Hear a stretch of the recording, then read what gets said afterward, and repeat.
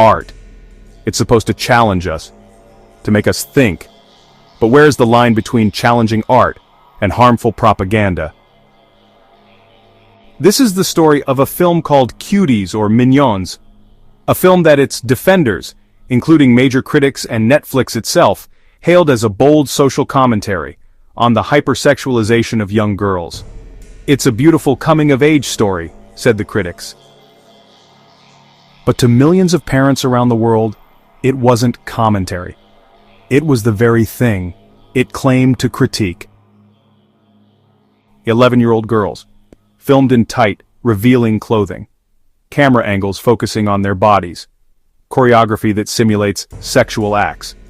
This wasn't a hidden camera capturing a dark reality.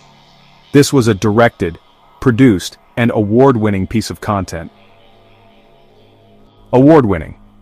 It won a directing award at the Sundance Film Festival, a festival whose co-founder, Sterling Van Wagenen, was convicted of child sexual abuse just 1 year prior. A coincidence? Perhaps, but the pattern doesn't end there. Look closer at the film. There is a scene where the main character, Amy, an 11-year-old, is pressured to twerk in a game arcade. The man watching her, playing the role of a security guard, is the same man, who appeared in a now-deleted Vice article, claiming the title of a virtuous pedophile. Let that sink in. A man who publicly identifies with pedophilic desires was cast to leer at an 11-year-old girl, twerking for him on camera. Was this also social commentary? You don't teach against drunk driving by putting a child behind the wheel of a real car. So we have to ask, when you claim to be making a critique of child sexualization, but your method is to sexualize children on camera for a global audience, what are you really doing? It's a perfectly sinister rhetorical shield. Any criticism is met with, "You just don't understand the art. You're taking it out of context. It's a critique." But the reality? This film was part of a well-established pattern, in certain art house circles, depicting underage sexuality, under the guise of social commentary. It's a known genre. That creates a plausibly deniable pipeline for material that attracts predators who hide behind artistic appreciation. This is the world our children are growing up in. A world where platforms like TikTok already push them to act older than they are. A world where predators lurk in comment sections. And into this world, a major studio releases a film that normalizes it, glamorizes it, exploits it. Let's look at the story itself. The main character, Amy, is an 11-year-old from a strict Senegalese Muslim family. The film's narrative suggests that her rebellion against her family's tradition is achieved through sexual liberation. The subtext is a racist and regressive stereotype.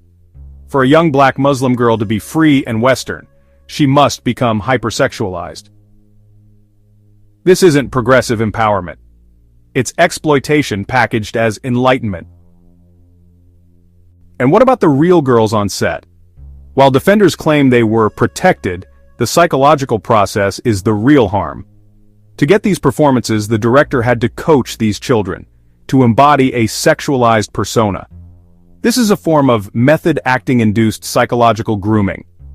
They were instructed to practice, internalize, and perform the very behavior the film supposedly condemns.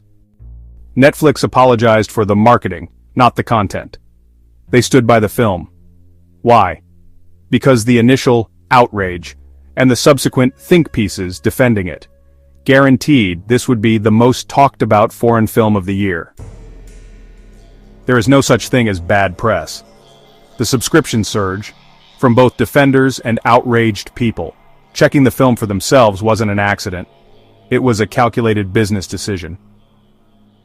Now there's another component to the history of Netflix, regarding shady things related to children. But that is a topic for another day. So let's be clear. We had a movie that was directed for consumption by pedophiles. It won awards at film festivals, whose founders were convicted for being pedophiles, and it has actual people in it who claim to be virtuous pedophiles. What the fuck? True art protects the innocent. It doesn't exploit them. True commentary exposes evil. It doesn't participate in it.